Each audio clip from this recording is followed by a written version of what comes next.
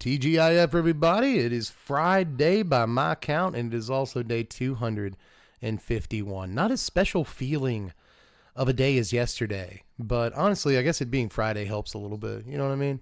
This is Misfire Adept first. This is from Fate Reforged. 4 mana, 3 and a blue for a 3/3 human monk with prowess. That's the entire card. I guess it's a strictly better hill giant. You got to come up with something positive to say, don't you? You know, if you want to be a decent person. This is going to be, and also keep your sanity. You know, it actually helps. It helps your sanity if you try to stay positive. I know that it's sometimes annoying to cynical people. That's because they have lost a part of their sanity because they refuse to remain positive about things. Anyway, life lessons with Dev here. Try to put a positive spin. Always look on the bright side of life, as they say. And I think it is an important lesson. Either way, Misfire Depth's like a 2. It's not a very good card. 2.1 at the most. Call of the Nightwing is up next. Sounds like a Batman card, but look at this guy. Look at this freaky guy. It's a really scary dude. 4 mana, 2, a blue, and a black for a sorcery. Put a 1/1 blue and black horror creature token with flying on the battlefield. And it has Cipher. What the heck does that mean? When you may exile this spell card encoded on a creature you control. Whenever that creature deals combat damage to a player, its controller may cast a copy of the encoded card without paying its mana cost. So the mechanic is Cipher, but they're just going to use the word encoded and not like really define it or anything. I could see how people would be like, what are you talking about? Yeah, it basically goes, it's like Haunt. It's a little bit like Haunt and more like an aura or something. So, you know, the enchanted creature has, whenever it does combat damage, you can, you know, cast the card without paying its mana cost. This is pretty silly. You know, it's kind of a drafty thing. I guess my big takeaway from that is that if this guy is a 1/1, this guy right here in the art is a 1/1. What hope do any of us have? Are we all 0/1s? Are we all actually just like the farmer from the beginning of Dragon Ball Z, like 5 level power rating? You know, it's horrifying to think about existentially, but I'll give Call of the Nightwing a 2.4. You know, I think that there are kind of fun things you could do with it, but honestly, I'm probably still rating it like way too high. Just, you don't see a lot of Cipher cards. It was a cool ability. They tried. They really did. Give them a sticker. But I'll move on to Battlefront Crusock here from Fate Reforged, the set that I've started the channel. This is 5 mana, 4 and a green for a 3/4 beast that cannot be blocked by more than one creature. Each creature you control with a +1/+1 counter on it cannot be blocked by more than one creature. So that's cute. They can't like double block your big +1/+1 counter guys, you know. This is kind of neat in a +1/+1 counter deck, but 5 mana is probably just too much. Like no matter what for this, it was much more of a drafty thing. It's priced for that format, but I don't know. Maybe a sneaky commander player may be able to find like a place for it, but I'm still not going to give this more than a 3 right there. Yeah. I like this last line of text. I kind of do. But next is Topple the Statue from War of the Spark. 3 mana, 2 and a white for an instant. Tap a permanent. If it's an artifact, destroy it. You can also draw a card. So 3 mana, blow up an artifact, draw a card. All right. You know, seen worse Magic cards today. In this video, we've only looked at a couple of cards. I'm going to give this like a 3.1. I definitely think that in your commander deck, it'll find a target every time and draws a card. But it's a little mana intensive, you know, compared to other cards you could be playing. But I don't know, it's, you know, still draw a card. I like a cantrip. Oh, it's Boomerang next with my favorite Boomerang art, the RKF art, old Richard Kane. This is the classic Boomerang art, and I do think it looks cool. I don't hate this, but that Mirage art, as usual, that Mirage art. 2 blue mana for an instant, return target permanent to its owner's hand. You'll note, perhaps, the lack of non-land on it. Does not say non-land. This is return target anything you want at all to its owner's hand, and it seems like it would mostly bounce creatures. But Boomerang's biggest function, like, swear to God, 7 times out of 10. Sometimes it would, you know, get you out of a situation, get you some tempo, return something to their hand, whatever. 7 times out of 10 at least, this bounces a land on turn 2. Like, your opponent plays their second land, they might play a creature, they might do nothing and just pass turn, and then at the end of their turn, you bounce the land they played. And that doesn't sound like the worst thing in the world, but that's 2 mana Stone Rain. That just is 2 mana Stolen Rain. It's absolutely insane. And that's why they do not print this card anymore. Right there. So in case you ever wanted to know, that's the big Boomerang primer. That does look cool. 7th edition foils are too much. This one's $36, but how freaking awesome does that look? Rebecca Gay art alert.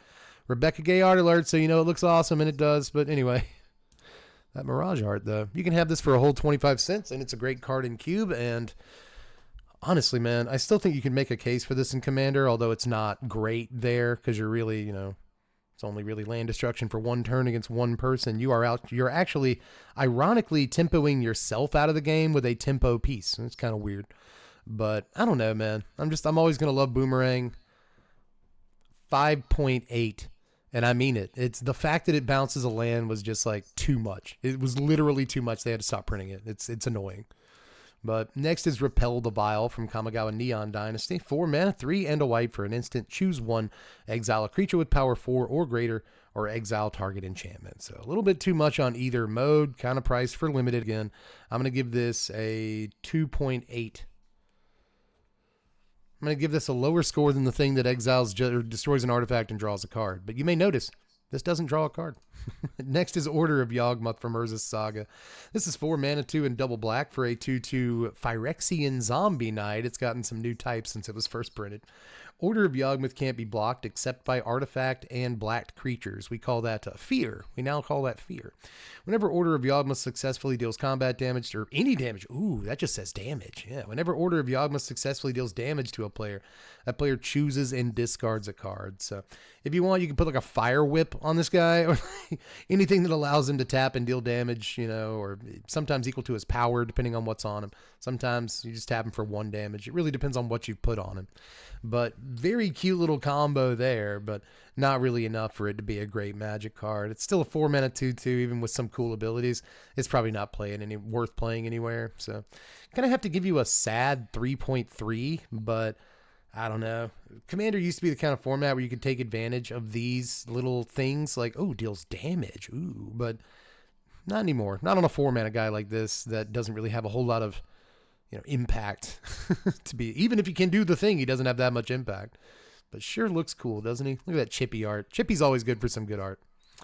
But next is Naaca Colola Vending Machine. This is from Fallout, and it's $10. This card is $10. 3 mana for an artifact. Pay 1, create a food token. Whenever you sack a food, create a tapped treasure token. This is $10? Why is this $10? That's too much. Maybe I'm crazy, but I guess it works in food decks.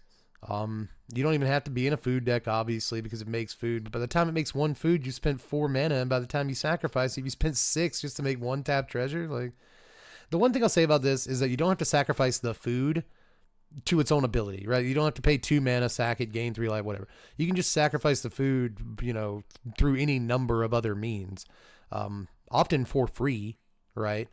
So maybe that's a way to get a bunch of treasure. There's got to be some kind of combo with this or something.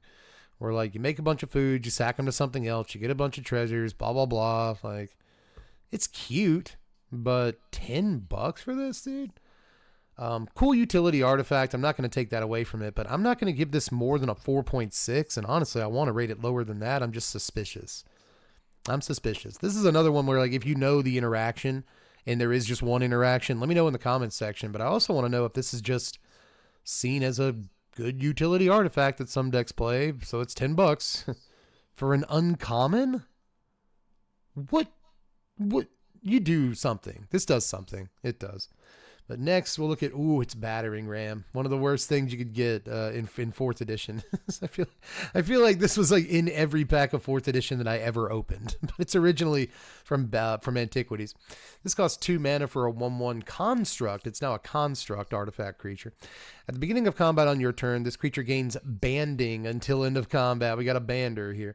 Whenever this creature becomes blocked by a wall, destroy that wall at end of combat. So any creatures with banding and up to 1 without banding can attack in a band. Bands are blocked as a group. If any creatures with banding you control are blocked by a creature, you divide that creature's combat damage, not its controller, among any of the creatures that it is blocking. So that's the banding explanation in case you ever need it. You get to split the damage, your opponent doesn't. They have to block your band as a group. They can't just block one guy in the band. They're blocking the whole thing, and you choose the damage. It was a dumb ability. Very dumb. Not actually confusing. People tend to say it's a confusing ability. I don't really think so. It makes perfect sense. It's just kind of dumb. Ultimately, it's a really bad card, though. This is a terrible Magic card. I'm going to give this a 1.1. It's just awful. Move on to Arcane Denial. A good Magic card, originally printed in Alliances. Yes, good stuff, good stuff. This is my favorite art. They're all RKF, though. A lot of good Richard Kane Ferguson this week. 2 mana, 1 and a blue for an instant counter target spell. Its controller may draw up to 2 cards at the beginning of the next turn's upkeep. You draw a card at the beginning of the next turn's upkeep. Look at that. So if you counter your own spell here, you draw 3. Just throwing that out there. That is a way to use Arcane Denial, and people do it all the time. But it's also just, you know, a hard counter for 2 mana.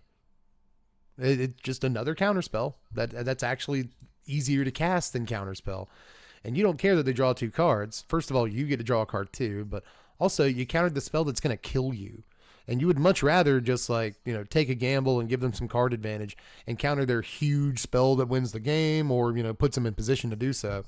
And just kind of take your chances with the cards you're giving them, you know? So this looks like a pretty bad counterspell to, I think, a lot of newer players, but this has held some value over the years for a reason. This is actually just a very good hard counter, and not every counterspell you play draws you cards, but this one does too. So to hell with the fact that your opponent draws them, you know, who cares? This is even better in Commander. I think it's a lot more to worry about in 1v1s that your opponent draws the cards, but in Commander, it's still, again, not that big of a deal. You got 2 other people to worry about. Who cares about this one guy? You know what I mean? So, Arcane Denial is wonderful. This is a fantastic counterspell. And in some ways, I have to kind of evaluate this statement in my head before I just blurt it out. In some ways, this is one of the best counterspells ever printed. This is in the top 10. You know, I mean, you got Mana Drain and Force of Will and stuff that's just better than Counterspell. Counterspell is probably the number 5 counterspell of all time, but if Counterspell is number 5, this is like number 7. You know what I mean? Like, this is a really good spell. So I'm going to give Arcane Denial an 8. I'm going to do it. That was apparently the last card of the day, too. But again, end of the week, I'm feeling like we deserve a bonus card. What if we just did a bonus card every day? Let's look at Spine Tyranax from Foundation's Jumpstart, and apparently only Foundation's Jumpstart. This is 5 mana, 4 and a green for a 5/5 Dino Beast. At the beginning of combat on your turn, you may pay 2 and a green. When you do, put a +1/+1 counter on target creature.